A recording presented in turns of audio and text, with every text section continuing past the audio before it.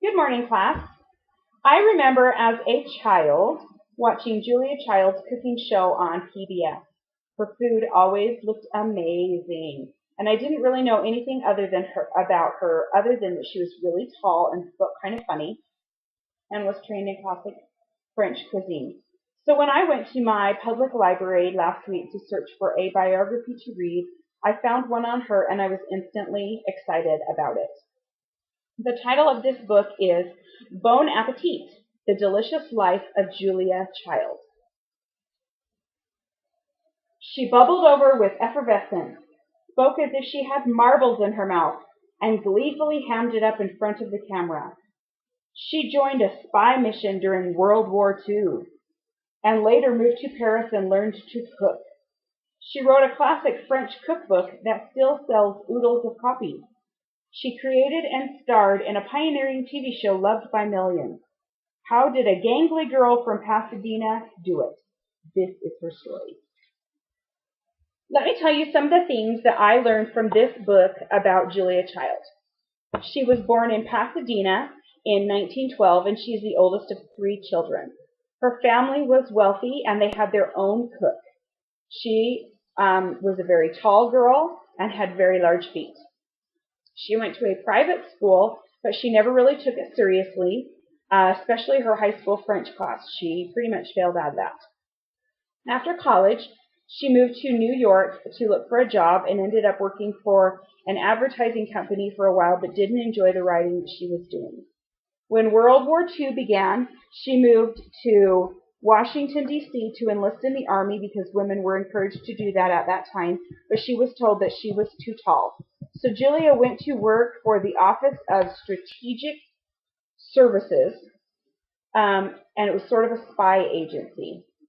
She was given a special assignment to create a deterrent that they could put on the mines, the land mine things in the ocean so that the sharks wouldn't go near them. She met her husband, Paul Child, while working there, and they married in 1946.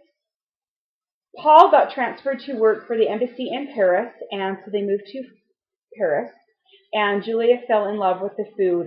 She loved food. She loved to eat. Their apartment came with a person who cooked and cleaned for them, but Paul and Julia didn't like her cooking, so Julia began to do the cooking herself. She traveled all over, eating all different kinds of foods there in Paris to figure out what she liked. She realized that she needed to know French better, and so she began to study French again, and it took her 4 years to become fluent. Then she enrolled in Le Cordon Bleu, which was the famous French cooking school there in Paris. After a series of wonderful connections and coincidences, Julia and some friends of hers began to teach a cooking class in her kitchen. And this led them to writing a French cookbook for Americans. The book continues to tell about Paul and Julia's other adventures that they had. They went and lived in Marseille for a while. They lived in Germany. They moved back to America, and then they went back to Norway. The publishers of the cookbook that her and her friends were writing needed it to be simplified because they felt like French recipes were too complicated, and the book was huge, long. So they simplified it as best they could, but then they ended up just sending the cookbook to another publisher whose name was Judith Jones, and she spent months just trying out the recipes for herself and decided she loved the cookbook so much, and she couldn't find a good French cookbook anywhere, so she decided to publish it, and it was published in 1961, and it was titled Mastering the Art of French Cooking. So to help with the publicity for the cookbook, Julia began a television cooking show called The French Chef on PBS, and this was during a time when a lot of televisions were just black and white. The title of this book, Bon Appetit, is actually what Julia would say at the end of each episode, and I remember that pretty clearly.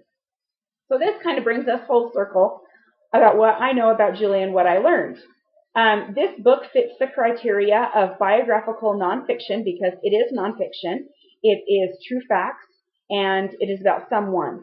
Biographical means it also was written by someone other than the person that it is about, and it was written by Jesse Hartland. This book can also be classified as a picture book and a graphic novel, And in the front cover, it does explain that it has been listed as it could be a graphic novel. The pictures are whimsical and fun. As you can see, they are cartoony, and there's writing all over the place.